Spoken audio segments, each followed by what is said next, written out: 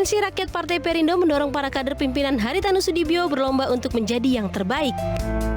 Di Tanah Toraja Utara, Sulawesi Selatan, DPW Partai Perindo Sulawesi Selatan memberikan pendidikan politik kepada kader DPD Partai Perindo Tanah Toraja Utara. Agenda ini langsung disambung dengan rapat konsolidasi menghadapi pemilu 2024. Keinginan dan target mudah-mudahan setelah rakor ini DPD juga bisa menjadwalkan ketemu bersilaturahmi ke semua kantor-kantor DPC sehingga terbangun komunikasi dengan baik. Di Kalimantan Utara, DPW Partai Perindo menggelar rapat koordinasi daerah, tingkat kabupaten dan kota untuk melakukan persiapan menuju pemilu 2024. Rapat ini membahas persiapan seluruh kader dalam mensukseskan verifikasi parpol. Karena untuk saat ini ditarakan khususnya anggota DPR kita yang lolos kemarin tahun 2019 itu satu orang. Kedepannya tahun 2024 kami berharapnya setiap dapil itu bisa terisi, Pak. Sementara itu di Kampung Bojong Ki Harip, Desa Wates Jaya, Kecamatan Cigombong, Kabupaten Bogor, Sayap Partai Baja Perindo menggelar bakti sosial pemeriksaan mata gratis dan santunan anak yatim piatu untuk warga yang membutuhkan. Tim Liputan iNews melaporkan. Pemirsa, hanya gara-gara uang Rp100.000, seorang suami tega membakar istrinya sendiri. Pelaku yang kabur usai kejadian kini dalam pengejaran polisi. Seorang ibu rumah tangga di Palembang, Sumatera Selatan mengalami luka bakar di sekujur tubuhnya setelah dibakar oleh suaminya sendiri. Korban luka bakar hampir 70% mulai dari lengan kiri hingga bagian kaki. Peristiwa bermula saat korban meminta uang Rp100.000 kepada sang suami untuk ziarah ke makam mertuanya. Selepas sholat, pelaku pulang dan meminta uang dikembalikan. Pelaku menuduh korban memberikan uang tersebut kepada pria lain. Pelaku kemudian menyiramkan bensin ke tubuh korban. Tapi tersangka ini apa tuh? Di dalam nyiram bensin, lari ke laut dia. Oh. Langsung berenang. Oh, langsung berenang ke lain. Korban di dalam tulang. Di dalam langsung. Usai kejadian, pelaku langsung melarikan diri dan kini tengah dikejar petugas. Dari Palembang, Sumatera Selatan, Muhammad Davin, iNews melaporkan.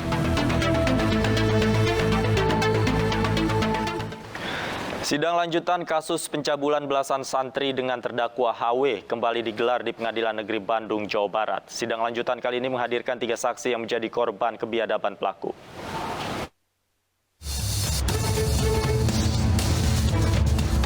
Sidang lanjutan yang diajukan oleh Jaksa Penuntut Umum masih mengagendakan pemeriksaan saksi dari polisi dan saksi ahli yang digelar di Pengadilan Negeri Kelas 1A Khusus Bandung pagi tadi secara tertutup.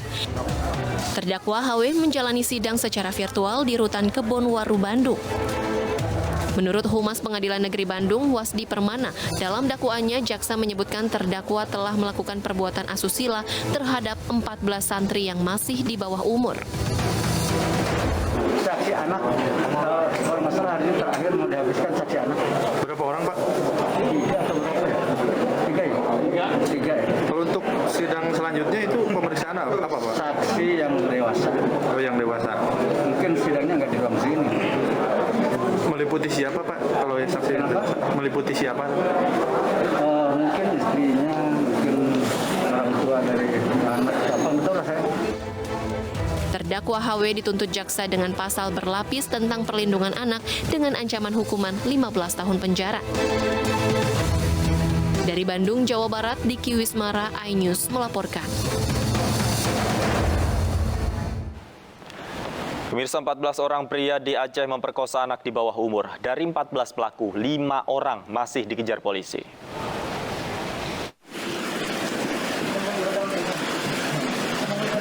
Sembilan pelaku pemerkosaan telah ditangkap Satuan Reserse Kriminal Polres Nagan Raya Aceh, sementara 5 lainnya masih diburu. Mereka memperkosa remaja yang masih berusia 15 tahun secara bergantian.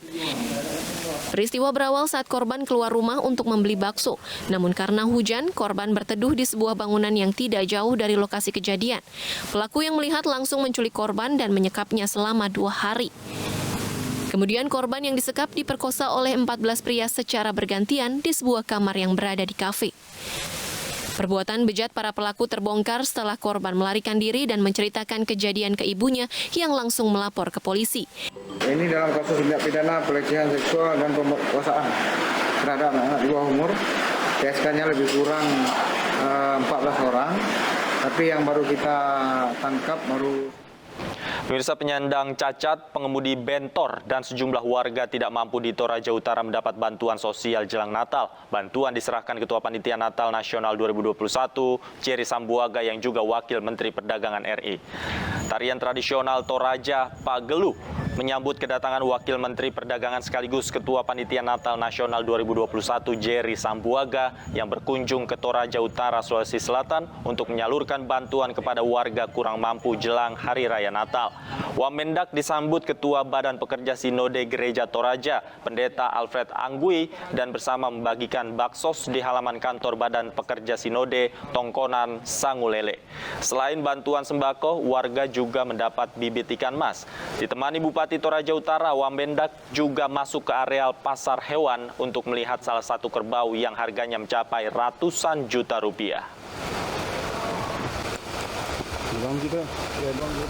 Kalau itu bagian dari memang kita dari Kementerian Perdagangan, kan saya juga selain sebagai Ketua Panitia Nasional selaku Wakil Menteri Perdagangan, kita kan memastikan setiap kunjungan ke daerah itu program-program kementerian harus berjalan dengan optimal.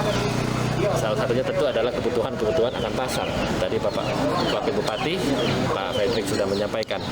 Ini nanti mungkin ke depannya ya Pak Wagub ya, akan ada plan untuk bisa membuat kawasan yang lebih terintegrasi mungkin begitu ya Pak Wagub, dan tentunya bisa membuat banyak. Pemirsa, mari berbagi untuk masyarakat yang terdampak bencana erupsi Gunung Semeru melalui MNC Peduli dengan berdonasi pada rekening yang tertera di layar kaca atau scan barcode QRIS dengan aplikasi uang digital Anda. Dan pemirsa, meskipun situasi pandemi makin membaik, disiplin memakai masker harus tetap dijaga walau sudah 2 kali vaksin. Bukan begitu, Stefani? Ya, terlebih lagi jelang Natal dan Tahun Baru, masyarakat juga diimbau membatasi kegiatan untuk mencegah lonjakan kasus.